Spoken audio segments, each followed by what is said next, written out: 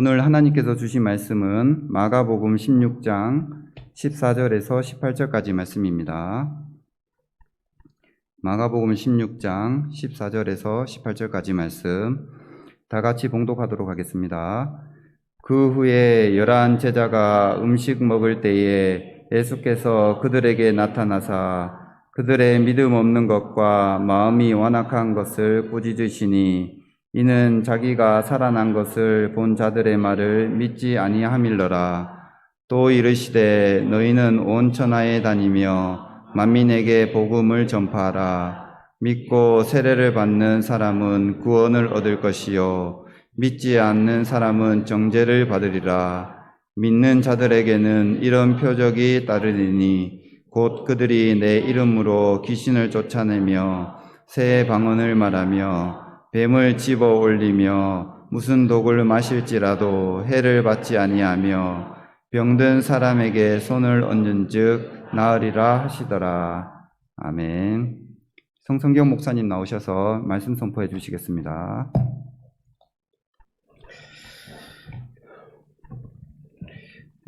우리 마가복음 강해 설교를 거의 마칠 때가 된 것 같습니다. 마가복음 1장 1절부터 시작해서 이제 마가복음 종결 부분에 거의 도달해 있습니다.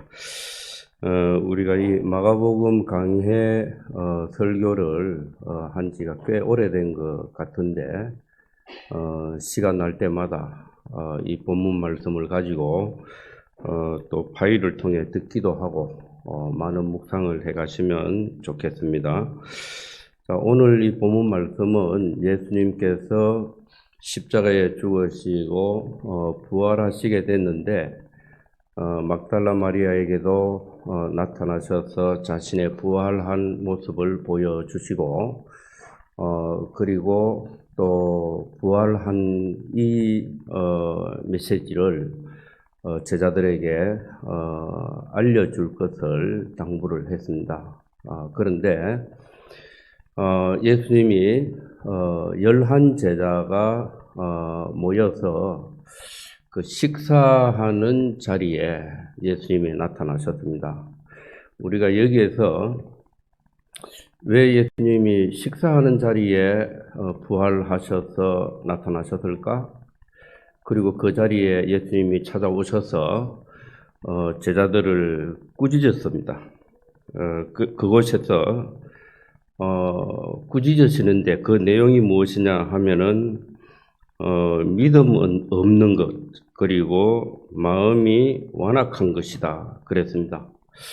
또 예수님이 11 제자들이 모여서 음식 먹을 때에 이렇게 했는데 그 모습은 그 유대인들은 음식을 먹는다 이렇게 표현되어 있는데 음식 먹을 때 이렇게 했는데 이 원어상으로 이렇게 가만히 관찰해 보면 유대인들은 음식을 먹을 때 반쯤 들어 눕습니다. 그래서 팔을 이렇게 깨고 그냥 이렇게 쭉 들어 누워서 빵을 때 먹기도 하고 또 고기를 먹기도 하고 이렇게 하는데 원어상으로는 음식 먹을 때 이런 표현보다는 반쯤 들어 누웠을 때 이런 표현입니다. 그것은 가장 어떻게 보면은 이 원어상으로 아나케이마이 이렇게 했는데 눕히다, 뭐 기대다 이런 뜻을 갖고 있습니다. 그러니까 가장 편안한 자세, 가장 모든 긴장된 것이 다 풀려서 이완되어 있는 그러한 상태에서 음식을 먹는다는 거죠. 반쯤 들어 누워서. 자, 그러할 때에 예수님이 나타나셔서 제자들을 꾸짖었다 그렇게 했습니다. 왜 여기에서 보면 음식 먹을 때에 이렇게 번역이 되어 있는데 음식 먹을 때에 꾸짖었다. 우리나라로 치면 밥상머리 교육인가 보다 이렇게 생각할 수 있는데 근데 꾸짖으신 이유가 무엇이냐 하면은, 예수님이 죽으시고 부활하셨다 하는 소식이 제자들에게 전해졌지만은 제자들이 그 사실을 믿지 않는다는 것, 그리고 마음이 완악하다 하는 것에 대해서 꾸짖었습니다. 여기서 완악하다라고 하는 것도 굳었다, 그리고 변화가 일어나지 않는다라고 하는 그런 의미가 들어 있습니다. 예수님이 죽고 부활하신 것에 대한 소식이 나와 무슨 상관이 있느냐? 예수님이 그저 죽으시고 부활하셨겠지? 또 부활하셨나? 정말 믿음으로 받아들인다면 내가 달려가서 주님 계신 곳에 달려가서 그분을 만나고 싶어 해야 되고, 더 크고 온전한 믿음이 있다면 나도 주님이 죽으시고 부활하신 그 교훈을 내가 받아야 되겠다. 왜 죽으실 때는 왜 죽으시고 부활하실 때는 왜 부활하시는가? 자, 예수님의 부활은 몸을 가진 부활입니다. 자, 몸을 가진 부활을 왜 예수님이 강조하시는가라고 하는 겁니다. 이것은 몸을 가지고 있는 사람에게 꼭 필요한 교훈이기 때문에 예수님이 몸을 가지고 죽으시고 그리고 이 몸을 가진 부활을 하셨다는 거죠. 그래서 어떻게 보면 예수님은 죽으시기 전에 나는 부활이다 그랬습니다. 나는 부활이요 생명이니, 생명 그렇게 할 때 조에라고 하는 단어를 쓴다고 했습니다. 영원한 생명이다. 나는 부활이요 영원한 생명이다. 죽기 전에 이미 그렇다는 거예요. 즉 몸을 가지고 있으신 분인데 예수님은 이미 다시 살아 계신 분이다. 그리고 이미 영원한 생명을 갖고 계신 분이다 라고 하는 사실을 예수님이 제자들에게 선포를 했습니다. 자, 그리고 예수님이 십자가에 죽으시고 부활하셨는데 몸을 가지고 부활하신 것을 강조합니다. 옆구리에 손을 집어넣어서 확인해봐라. 그리고 내 손을 봐라.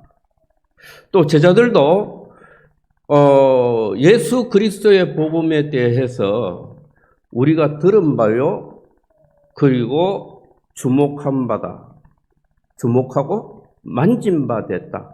이 사실을 우리는 전한다. 이렇게 표현합니다. 그러니까 예수님이 죽으시는데 몸을 가지고 죽으시고 몸을 가진 상태로 부활하셨다는 거죠. 이걸 들었고 그리고 이걸 주목하고 보았다. 그리고 만져봤다. 그렇게 표현합니다. 이 사실을 전하는 것이다. 그렇게 말씀합니다. 그건 다르게 표현하면 우리가 현재 살아있으면서 죽고 다시 살아난 신앙을 가져야 한다는 거예요.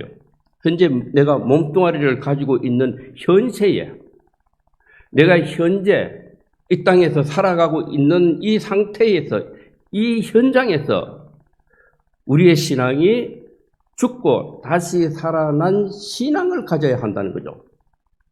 그러면 옛 신앙은 우리가 행함으로 의에 이르려고 하는 신앙을 가지고 있었다면 그것은 심판을 받을 수밖에 없는 율법 신앙이에요. 이게 죽어야 된다. 이제는 행함으로 의를 이루는 것이 아니라 하나님의 아들 기름 부음을 받은 왕 같은 제사장 하나님의 아들 그리스도라고 하는 그 한 분이 내게 내 존재 목적이 되고 나의 신앙 정체성이 되어서 그 한 존재를 믿음으로 말미암아 내 자신이 가치관이 바뀌고 삶의 목적이 바뀐 그러한 사람으로 내가 이 땅 위에서 몸을 가진 상태에서 살아가게 되는 이 신앙이 바로 죽고 다시 살아난 신앙입니다. 부활 신앙이란 거죠. 그런데 예수께서 죽으시고 부활하셨다라고 하는 소식을 전해들은 제자들은 마음이 완악하다는 거죠. 즉 원어상으로는 굳었다. 변화가 일어나지 않는다는 거죠. 그저 예수님이 죽었다가 다시 살았거니 살아나셔서 소식이 전해오는데 살아나셨겠지. 살아나셨다라고 하는 것을 믿는다고 해서 이 믿음은 완악한 것이 아닌가? 그것도 완악한 거예요. 내게 적용시켜서 내 자신에게서 내 속에서부터 나의 변화가 일어나지 않는다면 예수님이 죽으시고 부활하셨다는 사실 내 밖에서 나와 아무 상관없이 그저 예수님이 십자가에 죽어서 죽으셨겠지? 다시 살아나셔서 살아나셨겠지 뭐 알아서 하시겠지? 나와 무슨 상관이야? 나는 십자가에 안 죽었어. 내가 뭐 죽었다가 다시 살아날 일이 있겠어? 이게 완악한 생각이라는 거죠. 예수님이 죽으시고 부활하신 그 교훈이 내 속에 작용해서 나도 하나님 앞에서 내 신앙 자체가 옛사람에 관한 신앙이 죽어야 되는 거예요. 나는 행함으로 하나님의 의를 이룰 수 없는 사람입니다. 그 율법 앞에서 나는 죄인입니다. 나는 그 어떠한 것도 선이 없습니다. 나는 절망입니다. 심판받을 것밖에 없는 자입니다. 이 고백이 철저하게 나와야 된다. 손가락도 하나 꼼지락 대면 안 돼. 십자가에서 죽은 자는 손가락 하나도 꼼질대거나 머리를 잔머리를 잡고 쓴다든지 이런 것도 죽은 자는 잔머리를 쓸 수도 없어요. 손가락도 꼼지락댈 수가 없습니다. 죽었다 그러는데 그래도 그렇지 하면서 빨딱 일어나서 한마디 하고 다시 들어눕고 이게 아니다 말이에요. 죽었다 그러는데 그래도 발가락은 꼼지락댄다든지 이게 아니에요. 우리가 방법과 행함과 방법론에 관한 것으로 하나님 앞에 의에 이룰 수 있느냐? 철저하게 죽어야 됩니다. 아니라는 거예요. 그러므로 한 존재를 믿게 되는 내 자신도 내가 어떠한 존재로 거듭나게 될 것이냐, 나의 신앙 아이덴티티가 어떠한 자라고 고백할 것이냐, 이것은 그리스도를 통해서 우리가 변화가 일어나야 되는 거죠. 자, 이러한 과정을 거치지 않는 예수께서 죽으시고 부활하셨다는 소식을 들었는데도 자기에게 전혀 적용시키지 않고 교훈을 받아들이지 않는 제자들을 향해서 예수님이 믿지 않고 완악하다 제자들을 꾸짖었던 겁니다. 그런데 그 제자들은 어떠한 모습으로 부활하신 예수님이 찾아왔을 때 어떠한 모습으로 있었느냐? 가장 나태한 모습으로 길에 들어누워 있었다는 거죠. 뭐 하려고? 밥 먹으려고. 밥 먹으려고. 한번 먹어보겠다고. 왜 먹는지는 모르지만은. 자, 그러면서 예수님이 너희는 온 천하에 다니며 만민에게 복음을 전파하라. 믿고 세례를 받는 사람은 구원을 얻을 것이요. 믿지 않는 사람은 정죄를 받으리라. 믿는 자들에게는 이런 표적이 따르리니 곧 그들이 내 이름으로 귀신을 쫓아내며 새 방언을 말하며 뱀을 집어 올리며 무슨 독을 마실지라도 해를 받지 아니하며 병든 사람에게 손을 얹은즉 나으리라 하시더라. 자, 예수님이 제자들에게 복음을 전파하라 그랬습니다. 믿고 세례를 받는 자들은 구원을 얻을 것이다. 믿지 않는 자들은 정죄를 받을 것이다. 믿는 자들에게는 이러한 표적이 나타날 것이다 하고 그 표적에 대해서 어떤 표적이 나타나게 되느냐라고 할 때 예수님의 이름으로 귀신을 쫓아낸다. 또 새 방언을 말하게 된다. 뱀을 집어 올린다.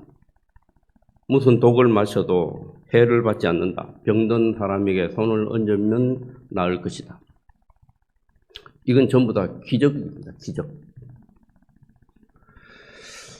자, 우리는 이제 이 본문 말씀은 예수님이 어떤 의미로 이 말씀을 하셨을까? 믿는 자에게는 기적이 꼭 일어난다. 이런 뜻인가? 우리가 이제 이 말씀은 이사야 선지자를 통해서 예언했던 말씀이에요. 죽으시고 부활하신 예수 그리스도 그분을 믿음으로 받아들이게 되면 이사야 선지자가 예언했던 내용이 실현될 것이다. 이거예요. 그럼 이사야 선지자가 예언한 내용은 무엇이냐 하면은 이스라엘이 회복될 때 어떤 나라로 회복되느냐? 하나님의 나라로 회복된다는 거예요. 우리가 이사야서 한번 읽어볼까요? 자, 이사야서 한번 읽어보십시다. 이사야서 11장 6절부터 9절까지 한번 읽어볼까요? 같이 읽습니다. 그때에 이리가 어린 양과 함께 살며 표범이 어린 염소와 함께 누우며 송아지와 어린 사자와 살찐 짐승이 함께 있어 어린 아이에게 끌리며 암소와 곰이 함께 먹으며 그것들의 새끼가 함께 엎드리며 사자가 소처럼 풀을 먹을 것이며 젖먹는 아이가 독사의 구멍에서 장난하며 젖된 어린 아이가 독사의 꿀에 손을 넣을 것이라. 내 거룩한 산 모든 곳에서 해됨도 없고 상함도 없을 것이니 이는 물이 바다를 덮음같이 여호와를 아는 지식이 세상에 충만할 것임이니라. 아멘. 하나님의 나라가 회복된다는 것을 이렇게 표현한 거예요. 젖먹는 아이가 독사의 구멍에서 장난하며 젖된 어린 아이가 독사의 꿀에 손을 넣을 것이라. 이렇게 표현합니다. 또 이사야서 한 곳에 더 보실까요? 이사야서 65장 24절 25절 같이 한번 읽겠습니다. 이사야서 65장 24절 25절 그들이 부르기 전에 내가 응답하겠고 그들이 말을 마치기 전에 내가 들을 것이며 이리와 어린 양이 함께 먹을 것이며 사자가 소처럼 짚을 먹을 것이며 뱀은 흙을 양식으로 삼을 것이니 나의 성산에서는 해함도 없겠고 상함도 없으리라. 여호와께서 말씀하시니라. 아멘. 회복되는 하나님의 나라에는 뱀이 문제가 되지 않는다고 표현하고 있습니다. 그럼 뱀은 뭐냐는 거예요. 우리가 창세기에서 사람의 모든 그 문제는 무엇으로부터 오느냐? 뱀으로부터 왔다는 거죠. 뱀이 하와를 불러서 이 선악을 알게 하는 지식의 나무에서 열리는 열매, 이것을 먹게 되면 너 눈이 밝아져서 하나님처럼 될 것이다. 그랬을 때 그것을 다 먹게 됐다는 거죠. 자기도 먹고 남편에게도 주었다. 그랬습니다. 여기에서 시작되더라는 거죠. 자, 우리는 지금 하나님의 나라가 어떻게 회복될 것인가라고 하는 것에 대해서 예수님이 전하는 말씀입니다. 부활하신 예수님이. 우리는 기적에 대해서 여기에 보면은 뱀 이야기뿐만 아니라 귀신을 쫓아내고 새 방언을 말하고 그리고 병든 사람에게 손을 얹은 적 나으리라 그렇게 했습니다. 이러한 기적들은 우리가 어떻게 이해해야 하느냐, 은사에 대해서 관점을 어떻게 가져야 할 것이냐. 기적은 언제나 일어날 수 있다. 그렇게 믿어야 합니다. 그리고 그러나 언제든 안 일어날 수 있다. 이렇게 믿어야 됩니다. 기적은 기적은 우리 현상계에서 일어나는 기적은 언제든지 일어날 수 있다. 동시에 언제나 안 일어날 수 있다. 이 사실을 둘 다 인정해야 됩니다. 그러면 우리는 기적을 어떻게 이해해야 할 것이냐? 기적이 일어날 수 있습니다. 하나님이 이 모든 기적을 일으키실 수 있고 또 동시에 수많은 기적이 일어났었습니다. 그런 기적이 우리 집안에도 다 윗대에 한국의 초대교회 시대에 많이 일어났습니다. 밤을 새워서 말해도 끝이 안 날 만큼 많은 기적들을 경험했습니다. 자, 그러면 기적은 맹목적인 기적이냐? 그게 아닙니다. 목적을 갖고 있습니다. 하나는 하나님이 살아계신다라고 하는 것에 대한 증거를 드러낼 목적으로 기적이 일어나게 하십니다. 그리고 둘째는 예수님은 그리스도이시다라고 하는 사실을 드러낼 때에 기적이 일어납니다. 이러한 기적들. 자, 그런데 우리가 한번 생각해 보십시다. 우리나라에 기독교가 처음 들어와서 복음이 막 전파될 때 하나님이 계신다, 예수께서 그리스도이시다, 이 사실을 알지 못하고 있을 때 그때 복음이 전파되어졌습니다. 그럴 때 기적이 많이 일어났을까요? 아니면 이제 많은 사람들이 예수 그리스도를 믿게 되고 그리고 이제 모태신앙인들, 태어나면서부터 하나님을 섬기고 예수 그리스도를 믿게 된 모태신앙인들이 많은 때에 기적이 많이 일어날까요? 선교 현장에서 복음이 막 전파될 때 그때 기적이 많이 일어나는 거예요. 왜냐? 하나님이 살아계신다는 사실을 드러내시기 위한 하나님의 목적이 분명히 있기 때문에 그렇습니다. 예수께서 그리스도이신 것을 증거하셔야 할 때 하나님이 지금 현재도 당신네들 가운데 살아 계시고 역사하신다는 사실을 알려야 할 목적성이 있을 때 기적이 일어나는 거예요. 그래서 선교 현장에서 기적이 많이 일어나지 선교사 파송하는 우리나라에서 기적이 많이 일어나느냐?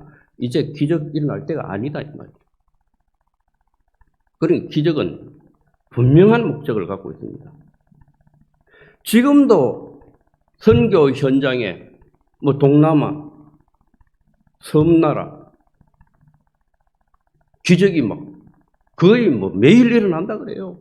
선교 보고를 받으면 엄청난 기적들이 일어납니다. 하나님이 잡신들보다도 더 우월한 전지전능하신 분이시다 하는 것을 드러내실 때는 하나님이 가차없이 기적을 일으키시는 거예요. 그리고 하나님을 섬기는 자들로 하여금 하나님의 보호와 인도하심이 분명히 있다는 사실을 드러내야 할 목적이 있을 때 하나님은 그 기적을 일으키신다는 거죠. 그러면서 동시에 우리들도 하나님 앞에 내가 매어 달려야 할 때 하나님이 분명히 나로 하여금 신비한 체험을 하게 하신다는 거죠.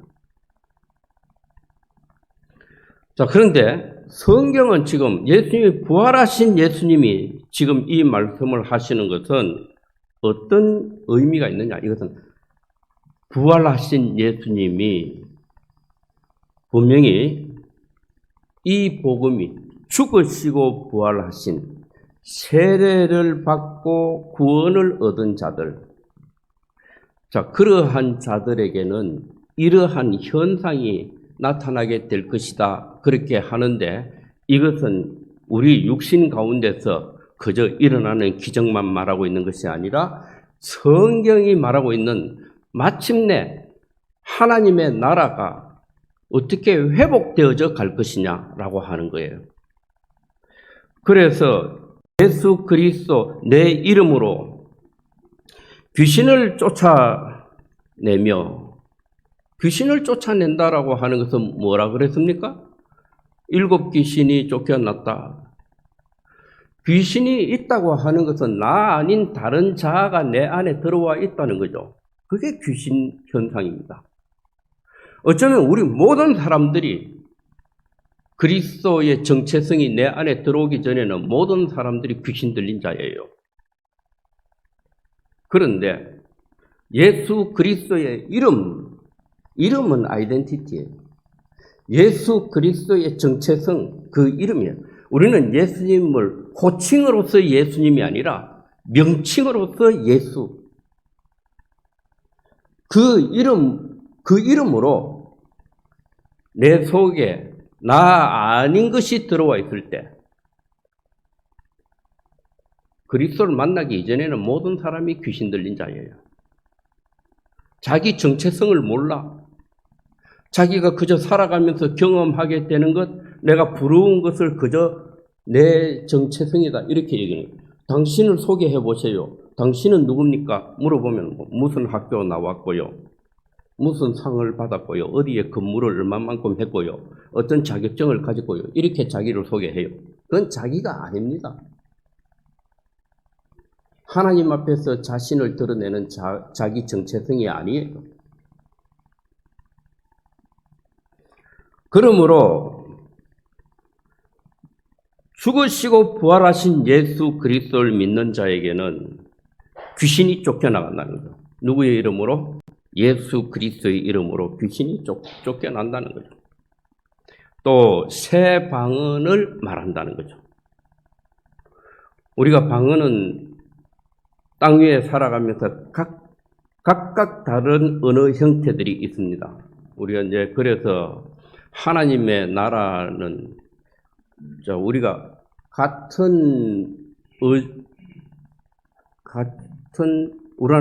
우리는 우랄 알타이어 족입니까?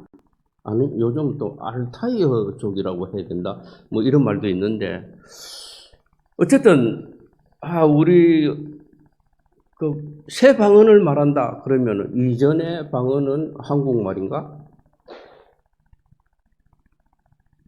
자, 이 언어에 대해서,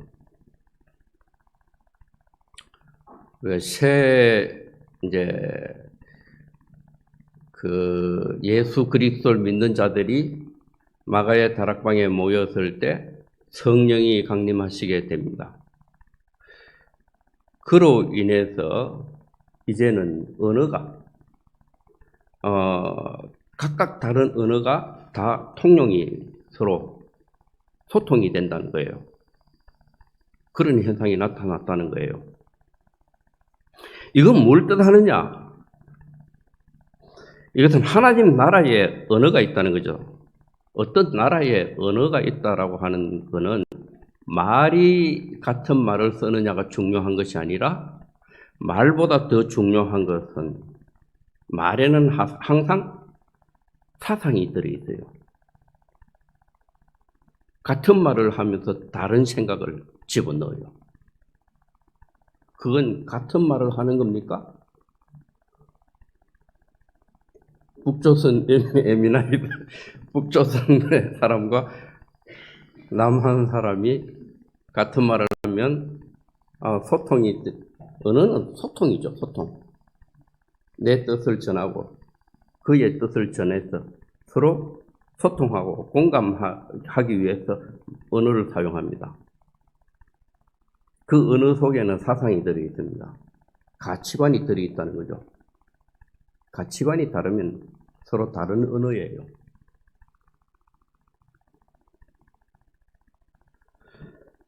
뭐 영어를 쓰느냐, 뭐 한국말을 쓰느냐, 중국말을 쓰느냐, 이 문제가 아니다 말이죠. 그러니까 새 방언을 쓴다라고 하는 것은 하나님 나라의 의를 가진 소통 구조를 가지게 된다는 거죠. 다만 우리가 기도할 때 우리가 기도를 하다 보면 기도 제목들이 점점 많아지고 이렇게 될 때 어느 순간에 방언이 나오잖아요. 안 나옵니까? 그러니까 처음에 기도 생활을 시작하면은 몇 마디 하고 나면 하나님께 할 말이 없어요. 자, 그런데 기도 생활을 꾸준히 계속해가면은 기도 제목이 줄줄이 사탕처럼 막 쫙 깨져요. 그러면 그 기도 제목들을 기도 다 해가려고 하면 저절로 방언이 나와요. 방언 안 하려고 해도 돼요. 그러면 그런 방언이 진정한 방언이냐? 그런 방언이 진정한 방언이 아니라 그 나라의 의가, 공의가 그 사람이 영어로 말해도 하나님 나라의 공의가 들어있으면 하나님 나라의 언어예요. 한국말로 말하는데 하나님의 공의가 그 속에, 즉 가치 기준이 그 속에 함축될 때 예수님은 히브리어로도 말씀하시고 아람어로도 말씀하시고 뭐 가리지 않고 말씀하셨습니다. 그런데 예수님이 하신 모든 말씀은 천국 방언이에요. 성경은 영어로도 기록되어 있고 헬라어로도 기록되어 있고 뭐 히브리어로도 기록되어 있고 한국말로도 기록되어 있는데 이 글은 한국어냐 영어냐 라틴어냐 이게 중요한 게 아니에요. 동일한 나라의 언어예요. 하나님 나라의 글이단 말이에요. 왜냐하면 의가 동일하기 때문에 그래요. 그러므로 그들이 내 이름으로 귀신을 쫓아내며 죽으시고 부활하신 예수 그리스도를 믿게 되면은 믿고 복음을 전하게 되면은 이런 현상이 새 방언을 말하게 된다는 거예요. 그리고 뱀을 집어 올리며 그렇게 했는데 뱀을 집어 올린다. 이런 표현은 이것은 뱀을 주관하다 이런 뜻을 갖고 있습니다. 뱀을 집어 올리며 근데 뱀을 집어 올린다. 뱀 자체를 다스린다는 거죠. 주관한다는 거죠.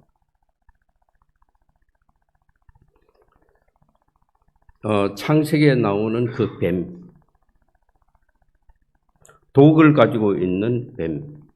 자, 이런 부분의 성경 본문을 그대로 그냥 표면적으로 읽고 행동으로 이것을 구사하려고 하는 사람들이 있습니다. 그런 종교단체들이 있습니다. 그래서 많은 사람들이 죽기도 하고 예배실에 미국에 그런 교회가 있습니다. 예배실에 독사 풀어놓고 막 코브라가 막 발밑에서 기다리는데 야 우리는 말씀을 믿는 사람이다 하고 딱 붙으면서 이래 막 초긴장 상태에서 예배를 드리는 거예요. 그리고 우리는 말씀대로 순종하면서 사는 사람이고 하나님의 권능이 우리 예배 시간에 임하였다 이렇게 하는 거예요. 이거 뭐 코브라 몇 마리 막 풀어놓고 예배 드릴 때 괜찮다. 뭐 어떤 독을 마셔도 해함이 없다 이렇게 합니다. 그때마다 골라서 먹겠죠. 자, 이 말씀을 정말 나는 믿음이 좋아서 이 말씀대로 내 육체 가운데서 실현된다고 하는 사람이 있으면 데려와 보세요. 살아남을 자가 아무도 없습니다. 그러니까 이것은 하나님 나라에서 일어나는 영적인 현상을 예수님이 선언하시는 거예요. 이사야 선지자가 예언했던 그 나라가 지금 도래하게 된다는 거예요.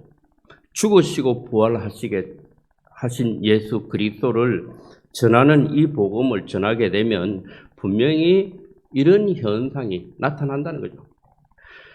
병든 사람에게 손을 얹은 적 나으리라 그랬는데 예수님이 소경에 눈을 뜨게 하시고 귀신을 쫓아내시고 중풍병자를 일으키시고 문둥이를 깨끗게 하셨다 그럽니다. 자, 그러면 병원 문 다 닫아도 되겠네요. 그 이야기를 하는 것이냐? 그게 아니라 우리가 예수 그리스도를 믿기 전에는 우리 자신이 소경이에요. 내 자신이 문둥병자입니다. 내 자신이 중풍병자예요. 마비된 자. 머리에 이론은 가득 차 있는데 몸은 내 마음대로, 내 뜻대로 안 움직여지는 거예요. 그게 중풍병자입니다. 율법에 대해서 알긴 아는데 율법이 내게서 율법을 행할 수가 없는 존재로 발견되는 거예요.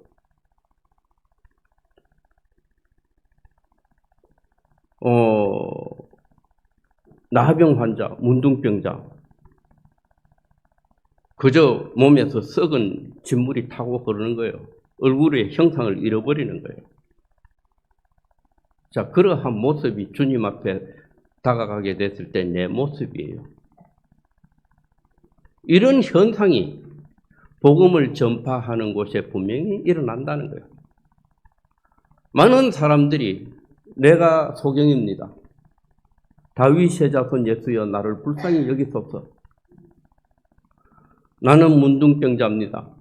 나는 귀신 들린 자입니다 하는 고백들이 막 나올 거단 말이죠. 그리고 선악과를 먹게 했던 그 뱀의 생명과 본성을 그걸 마음대로 통제할 수 있는 그러한 역량이, 권능이 나타나게 될 것이다 하는 겁니다. 우리는 죽으시고 부활하신 예수 그리스도, 그분을 지금 현재 살아있는 이 몸을 가지고 살아가면서도 주님이 몸 가지고 죽으시고 부활하신 사실을 내가 믿음으로 받아들이고 또 이 속에 감추어져 있는 하나님의 의로운 교훈을 우리가 전파해가는 복음 전파를 해가면 분명히 이러한 하나님의 나라와 같은 회복의 모습을 보게 될 것이다 라고 했습니다. 우리는 문둥병자가 깨끗하게 되는 것이 더 중요한 것입니까? 아니면 하나님 앞에서 죄 용서함을 받는 것이 더 큰 기적일까요? 하나님 앞에서 죄 용서함을 받고 거룩한 성도가 되는 것이 더 큰 기적입니다. 우리가 내 눈이 소경인데 그 소경에 눈을 뜨게 된 것이 큰 기적입니까? 아니면 내가 하나님의 아들 예수 그리스도가 누구신가 하는 것을 내가 바라볼 줄 아는 안목이 열린 것이 중요한 기적일까요? 내 속에서 일어나는 하나님의 의의 법을 내가 알게 되고 보게 되고 그리스도가 누구신가 하는 것을 발견하게 되는 이것이 소경의 눈을 뜨는 것보다도 더 큰 기적입니다. 이러한 현상이 나타나게 될 것이다. 그랬습니다. 믿습니까? 네, 아멘. 같이 기도드리겠습니다. 주님, 십자가에 죽으시고 부활하신 예수님, 몸을 가지고 제자들을 만나게 되었습니다. 또 꾸짖게 되었습니다. 마음이 완악한 것, 믿지 않는 것에 대한 책망을 하셨습니다. 오늘날 우리에게도 찾아와 주시고 우리를 책망해 주시고 그리고 믿고 또 복음을 전파할 수 있는 자가 되어서 그리스도께서 세상에 계시는 동안에 일어났던 모든 기적이 우리 가운데 역사하게 되고 하나님의 권능이 나타나게 되고 예수님의 분신과 같은 그러한 제자들로 거듭날 수 있는 저희들 다 될 수 있게 하여 주옵소서. 예수님의 이름으로 기도드립니다. 아멘. 네, 찬송가 505장 찬양 드리겠습니다.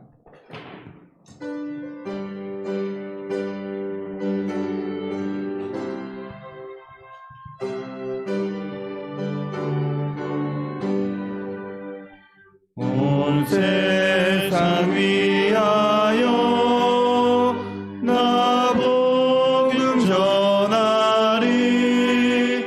만 백성 모두 나와서 주 말씀 들으라. 죄 중에 빠져서 헤매는 자들아, 주님의 음성 듣고서 너 구원받으라. 전하고 기도해 매일 증인 되리라. 세상 모든 사람 다 듣고 그 사랑 알도록 온 세상 위하여 이 복음 전하리. 저 죄인에게 하고서 주 예수 믿으라. 이 세상 구하려 주 돌아가신 것 나 증거하지 않으면 그 사랑 모르리. 전하고 기도해 매일 증인 되리라. 세상 모든 사람 다 듣고 그 사랑 알도록 온 세상 위하여 주의 임하니. 주 예수 이름이 믿어 이 복음 전하자. 먼 곳에 나가서 전하지 못해도 나 어느 곳에 있든지 늘 기도 힘쓰리. 전하고 기도해 매일 증인 되리라. 세상 모든 사람 다 듣고 그 사랑 알도록. 주님 가르치신 기도로 주일 예배를 마치도록 하겠습니다. 하늘에 계신 우리 아버지, 아버지의 이름을 거룩하게 하시며 아버지의 나라가 오게 하시며 아버지의 뜻이 하늘에서와 같이 땅에서도 이루어지게 하소서. 오늘 우리에게 일용할 양식을 주시고 우리가 우리에게 잘못한 사람을 용서하여 준 것 같이 우리 죄를 용서하여 주시고 우리를 시험에 빠지지 않게 하시고 악에서 구하소서. 나라와 권능과 영광이 영원히 아버지의 것입니다. 아멘.